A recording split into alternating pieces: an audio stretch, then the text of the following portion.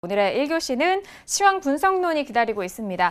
자, 오늘 양시장에 대한 시황에 대한 분석도 도와드리고요. 그리고 오늘 시장 아대에서 관심 있게 보셨던 종목에 대해서 두 가지 종목에 대한 부분도 구체적인 분석을 도와주실 텐데요. 자, 그러면 먼저 양시장에 대한 시황 분석부터 해보도록 하겠습니다. 양시장 모두 가까스로 장 후반에 강보합권으로 살짝 좀 전환된 상황이에요. 학 과장님, 시장에 대해서 먼저 분석 도와주실까요? 네, 코스피 같은 경우에는 오늘 등락보다도 장중에 61선 이탈 후에 회복했다. 이게 가장 큰 포인트가 될 수가 있습니다. 그래서 사실 오늘 코스피 같은 경우는 등락은 큰 의미가 없습니다. 왜 그러냐면 강보합 수준이니까 별로 의미가 없고요.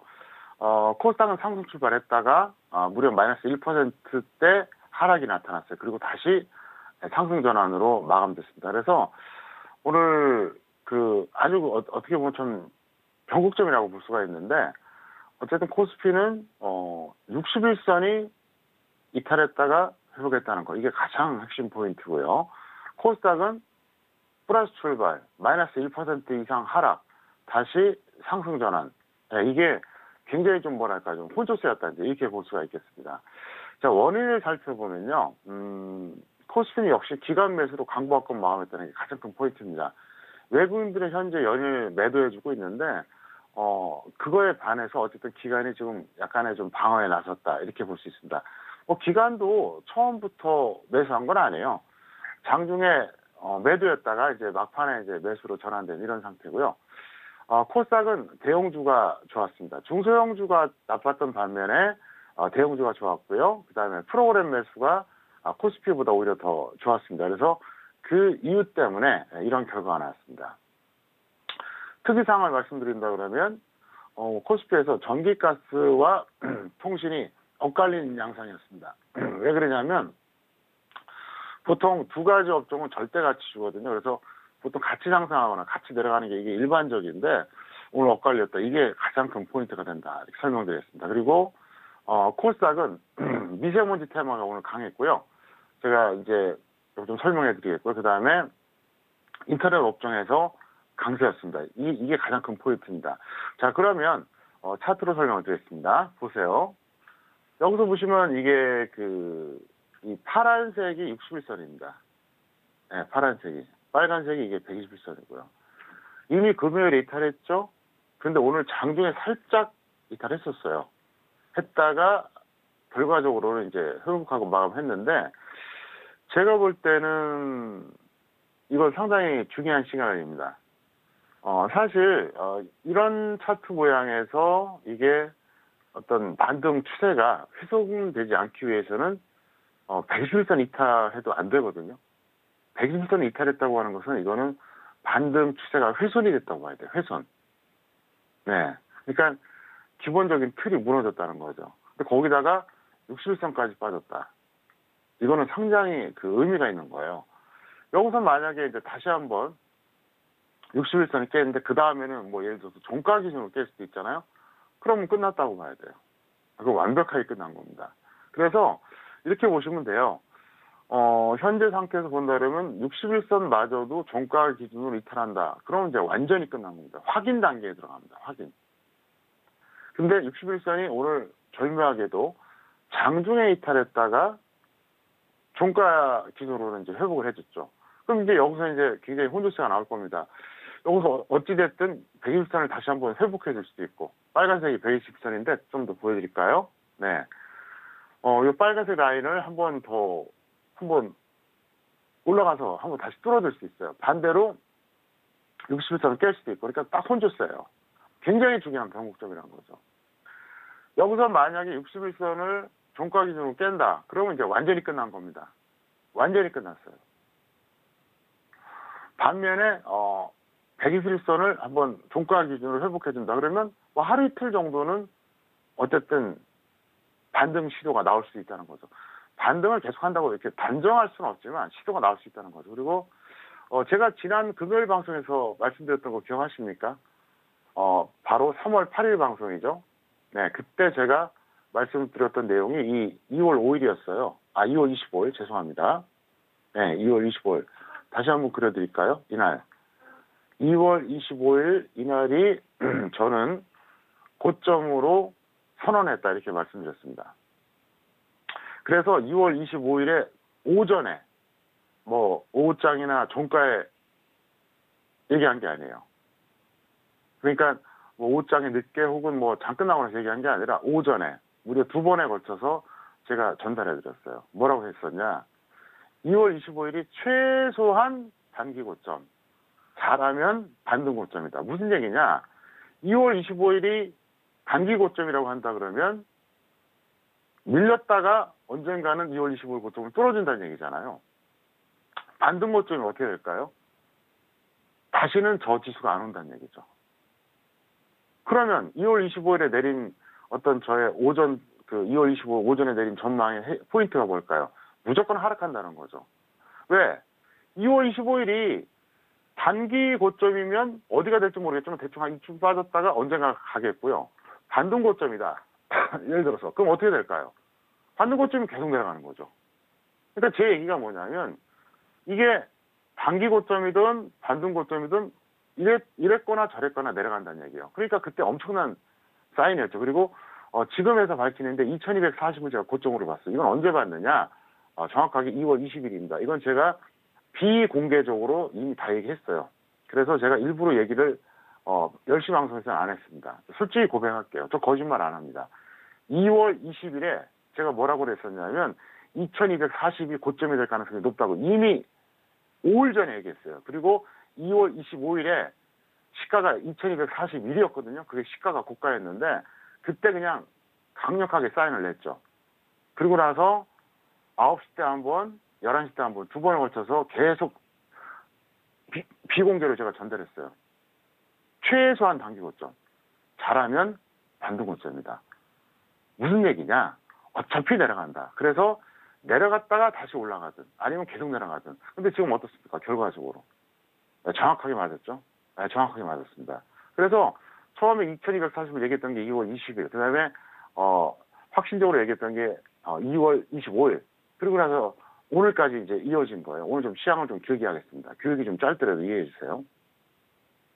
근데 여기서 제가 지난주에 뭐라 그랬죠? 지난주 월요일 방송에서 제가 얘기했었잖아요. 월요일 방송에서 이날 120선 깨지는 것까지 봐야 된다. 근데 금요일날 깨졌어요.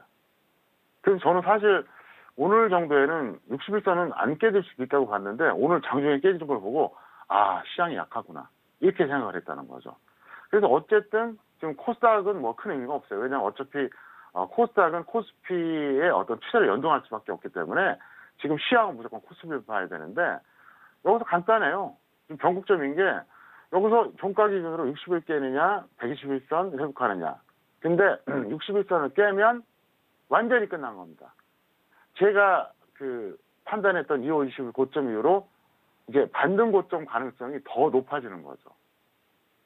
그래서 여기서 어쨌거나 종가 기준으로 61선을 깨면 2월 25일 고점은 단기 고점이 아니라 반등 고점이 확인되는 단계고요. 만약에 여기서 빨간색 120선을 회복을 하잖아요. 그러면 뭐 단기 고점일 수도 있는 거죠. 완전히 지금 뭐 완전히 여기서 계속 빠진다 이렇게 단정하기 좀 이르고요. 어쨌든 제가 이제 방송에서도 좀 밝혔잖아요. 제가 2018년에 엄청나게 적중했어요. 대한민국이 아니라 전 세계에서 코스피 예측을 저보다 더 잘하는 사람이 없었잖아요. 아무도 얘기하지 않았던 2월 초에, 작년 2월 초죠. 대세 하락 선언하고 고비고비마다 제가 정말로 적중을 했는데 1월에 제가 좀 약간 엇박자가 났습니다. 근데 하도 시청자들이 비난하니까 제가 딱 마음을 먹었어요. 내가 이럴 바에는 뭐로 예측해주느냐. 예측 안 하기로 했어요. 그나마 다른 사람들은 원래 예측도 안 하잖아요. 그러니까 저는 분석해서 그거 전달해드리겠다 이겁니다. 대신 비공개로만 하겠다는 거예요. 그래서 저는 어떻게 보면 저를 그렇게 만드신 것도 시청자들이에요. 그래서 어쨌든 그래도 이제 많이 보셨던 분들은 힌트를 다 드리니까 잘 참고하시기 바라겠고요. 자, 그 다음에 코스피 잠깐 보겠습니다. 코스닥. 자, 코스닥 같은 경우 보시면 어떻습니까? 이거는 뭐 큰 의미가 없어요. 지금 보시면 확실히 차이가 나는 게 코스피는 120선 이탈하고 61선도 장중에 어땠습니까? 이탈했었잖아요. 제가 계속해서 드렸던 말씀 똑같습니다. 원래 터닝 포인트가 될 때, 그러니까 하락하다가 상승하다 하락할 때, 이때는 코스피가 더 빨라요.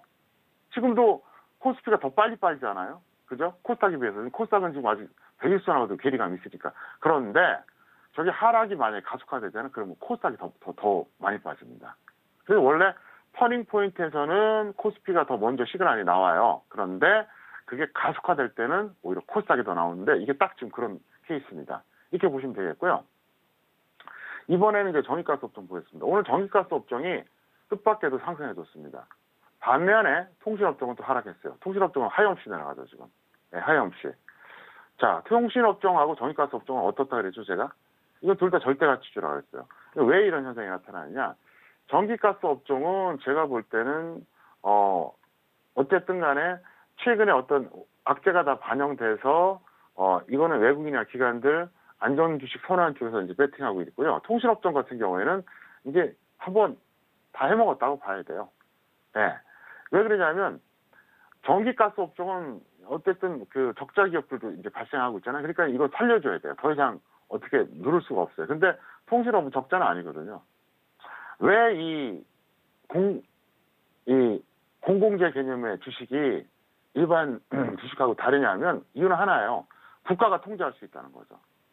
망할 것 같으면 살려주고요. 돈을 좀 너무 심하게 버는 것 같은데 그러면 막 눌러버려요. 그게 바로 공공재예요. 그래서 이게 오늘 가장 큰 특이사항이다. 네, 볼 수 있겠고. 그 다음에 코스닥에 이제 오늘 미세먼지 테마가 좋았고 인터넷 업종이 강세였는데 자, 인터넷 업종 보겠습니다. 보세요.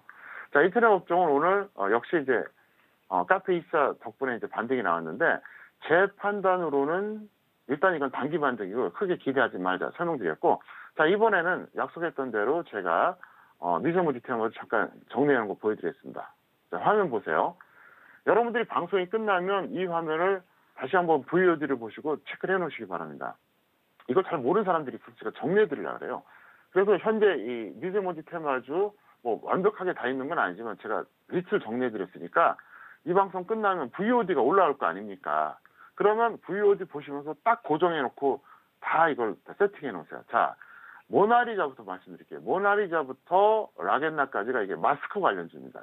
이게 전체가 미세먼지 테마예요. 마스크 관련주. 우리가 이제 미세먼지 때문에 마스크 하잖아요. 그 다음에 상하 프론테크부터 성창 오토테까지 이게 필터 관련주입니다. 네, 미세먼지와 관련된 필터. 그 다음에 나노부터 그 다음에 이제 그 아래까지 보시면 이제 나노 있고 그 다음에 KC 그린홀딩스 그 다음에 가운데 하츠 뭐 느리프맨까지 있잖아요. 요건 뭐냐? 요거는 설비 공조 관련주입니다. 설비 공조. 네, 그리고 대유 위니아부터 쭉 보시면 이제 아래 위닉스 있고 이제 우측 상단에 롯데하이마트 있잖아요. 이거는 뭐냐? 이거는 공기청정 관련주입니다. 그 다음에 나머지 휴비츠부터 뭐 파메신 쫙 있잖아요. 이거 뭐냐? 질환 관련주입니다. 그러니까 미세먼지 관련된 질환에 어떤 그 뭔가 영향력이 있는 그런 그 제약회사들이라든가 뭐 그런 쪽이거든요. 그래서 요거를 세팅해 놓으시고 제가 이제 미세먼지 테마 또 하나 말씀드릴게요. 뭐냐면 제가 2017년부터 얘기했던 거 아마 기억하실 겁니다. 이 방송을 2017년 봄부터 보신 분들은 절대로 잊어버릴 수가 없어요. 제가 미세먼지 테마를 얼마나 강조했습니까? 같이 진행하고 있는 그 김은혜 씨 같은 경우에도 저한테 미세먼지 관련된 내용은 아마 20번도 더 들었을 겁니다. 이 방송에서. 왜? 제가 그랬잖아요. 전 국민이 다 수혜자다. 네. 뭔가 미세먼지 정책이 나오면은 수혜 대상이다. 그리고 이거는 단발성이 아니에요. 그래서 이 미세먼지 테마에 대한 전략까지 말씀드리면 미세먼지 테마주들은 항상 보세요. 항상. 단순하게 계절 테마라고 보지 마세요. 그리고 참 웃기지만 차트라든가 가치를 분석하는 게 중요한 게 아니라 기후 분석을 해야 됩니다. 네, 중국에서 어느 시점에서 한국 쪽으로 바람이 많이 불어오나. 이게 포인트예요. 그래서 너무 심하게 갔다 싶을 때는 추격은 하지 마시고요. 언젠가 이렇게 보니까 미세먼지 테마주들이 상당히 내려갔네. 그러면 그때부터 이제 카운트도 안에 들어가는 거예요. 그래서 미리 예측 매매하는 측면에서 그냥 조금씩 계속 가담에 두시라는 거죠. 매수해서 모아두라는 거죠. 아니면은 단기적으로 여러 가지 어떤 그 날씨라든가 이런 거 보고 하셔서 미세먼지는 왜 그러냐? 근본적으로 해결이 될 수가 없어요. 아시잖아요. 이게 중국이 원인이라는 거 다 알잖아요. 해결이 되질 않아요. 아마 이 테마주 역사상 미세먼지 테마주처럼 오래 가는 게 없을 겁니다, 앞으로. 제가 확신해요. 제가 주식 투자가 31년째, 주식 전문가가 21년째거든요. 근데 이 미세먼지 테마처럼 초장기 테마는 아마 없을 겁니다. 그리고 제가 2017년부터 무지막지하게 강조했어요. 무지막지하게. 이건 정말 항상 봐야 된다. 그리고 제가 강연회라든가 이런 거 갔을 때 항상 얘기했었잖아요. 다른 테마주들은 약간 단발성이거나 좀 제한적입니다. 특히 이벤트 테마, 뭐 올림픽이 열린다든가 뭐 한다든가 이건 그때 지나면 끝이잖아요. 이거는 중국이 원인인데 중국에서 지금 뭐 무슨 공장 가동 안 할 수는 없잖아요. 중국도 일부러 그러는 건 아니겠죠. 근데 바람이 한국 쪽으로 불어요. 이걸 도대체 어떻게 막냐고요. 중국은 계속 산업 개발해야 되고 산업 발전해야 되죠. 한국 쪽으로 바람은 불죠. 이건 뭐 대책도 없어요.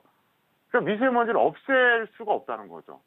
굳이 대책이라고 한다면 미세먼지 피해로부터 뭔가 좀 예방한다거나 아니면 보호하는 그것밖에 없는 거예요. 그러니까 이거는 연중 테마하고 상시 테마하고 초장기 테마가 될 수가 있다는 거죠. 그래서 미세먼지는 어쨌든 간에 여러분들이 이 종목 세팅을 해놓으시면서 계속 이렇게 보시다가 단기적으로 너무 세다. 그러면 이건 아니야. 그때는 추격하지 마세요. 왜? 기회가 항상 있거든요. 근데 봐갖고 야 이건 어쨌든 지수가 빠져서 빠졌든 아니면은 어떤 이유가 됐든 너무 많이 빠진 것 같아. 그럼 그때부터 조금씩 계속 예를 들어서 어떤 가격에 잡으면 10% 마이너스 빠질 때마다 계속 모아가도 돼요. 아니면은 난 단기적으로 보고 싶은데 야 아무래도 한 1, 2주 뒤에 이때 날씨가 어떻겠다. 예를 들어서 그러면 단기 매매할 수도 있고요. 그래서 항상 이 종목들은 여러분들이 세팅해 놓기 바라겠고요. 어쨌든 제가 일부러 특별히 오늘 보여드렸으니까 방송 끝나고 VOD를 꼭 참고하시길 바랍니다. 말씀드린 내용에 대해서는 투자 판단에 대한 조언이고요. 해당 상품의 가치와 수익률을 보장하지 않는다는 점 다시 한번 유의해 주시길 바라겠습니다. 자, 이렇게 오늘 이렇게 모든 코너 지금 진행을 하고 있는데요. 중요한 내일장, 화요일장에 대한 전망을 학 과장님과 함께 이야기를 나눠보도록 하겠습니다. 자, 학 과장님, 내일 우리 시장 어떻게 보실까요? 네, 제가 그 앞선 시황 코너에서 그렇게 얘기했었잖아요. 상당히 중요하다. 그래서 여기서 예를 들어서 종가 기준으로 코스피가 61선을 깨면 2월 25일이 반등 고점이 확인되는 거고, 반대로 다시 120선 올라가면 이제 한 번 더 반등 시도가 있을 것이다 했는데, 내일은 반등 시도와 하락 지속의 갈림길입니다.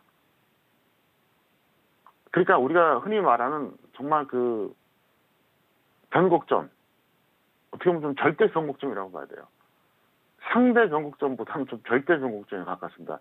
상대 변곡점이라고 하는 건 뭐냐면 이렇게 추세가 상승이든 하락이든 약간의 뭐랄까요, 좀 그 움직임 속에서 그 나타나는 어떤 그런 중요한 변곡점인데, 절대 변곡점은 방향성을 결정할 수도 있는 그런 변곡점을 절대 변곡점이라고 좀 표현하고 있거든요. 그래서 내일 여기서 반등 시도가 나오면 좀 더 올라가고, 반대로 하락 지속이 되면 또 그냥 푹 주저앉겠죠. 그래서 여기서 반등이 한번 다시 나오느냐, 펄썩 주저앉느냐. 그래서 포인트가 뭐냐, 급등과 급락 가는 구간이라는 겁니다. 급등락이 나올 수가 있다는 거죠. 그러니까 조금 올라가거나 조금 내려가는 게 아니라 한번 확 올라가든 확 내려가든 이런 패턴이 나올 가능성이 상당히 높아요. 그래서 내일은 그 가장 좋은 게 사실 옵션입니다. 왜냐하면 이번 주가 옵션 만기주잖아요. 그러니까 여러분들이 한 50만 원, 100만 원 다 날린다고 생각하고 푸시든 콜이든 그냥 그거 다 날린다고 생각을 해볼 만해요. 그럼 만약에 날리면 50만 원, 100만 원 날리는 거고, 만약에 벌면 크게 벌 수도 있겠죠. 본인의 결과에 따라 다르겠죠. 그래서 일단 포인트다. 그 차트 잠깐 보시겠습니다. 제가 좀 전에 얘기했었죠. 61선 종가기준을 깨면은 2월 25일 고점이 반등 고점으로 거의 확인된다. 120선을 다시 돌파하면은 조금 더 반등이 나올 수 있다. 근데 이게 아까 제가 이제 초반에 얘기했었는데, 이게 이제 급등락으로 나올 수가 있다는 거죠. 그러니까 확 올라갔다가 확 그냥 급락하던가, 아니면 확 내려갔다가 다시 이거 언제 그랬는 듯이 또 한번 올라오던가, 그게 나올 수도 있어요, 내일요. 그래서 내일은 선물이나 옵션 파생 쪽에서 굉장히 좋은 기회가 될 겁니다. 그래서 저는 내일은 긴장하기 위해서 오늘 그냥 모든 준비를 하고 이제 일찍 좀 자려고 합니다. 그래서 2월 25일 여기가 그 반등 고점 가능성은 여전히 높아요. 사실은 높습니다. 그래서 제가 금요일에도 그렇게 얘기했잖아요. 사실상 끝난 것 같다. 2월 25일이 반등 고점인 것 같다 이렇게 얘기를 했는데 이제 여기서 이제 확인 과정을 거치느냐 아니면 또 한번 혼조세가 나오냐 이제 그것밖에 없다 이렇게 말씀드리겠고요. 내일 아마 장 끝나면 재밌을 겁니다. 내일도 제가 방송을 하니까 내일은 어떤 장에 대한 것도 그렇고 제가 이제 어떤 거를 예측하고 분석하고 할 때 어떤 메커니즘을 하는지 이런 아주 중요한 아주 원리에 해당하는 이런 수준 높은 내용도 전달해 드리겠습니다.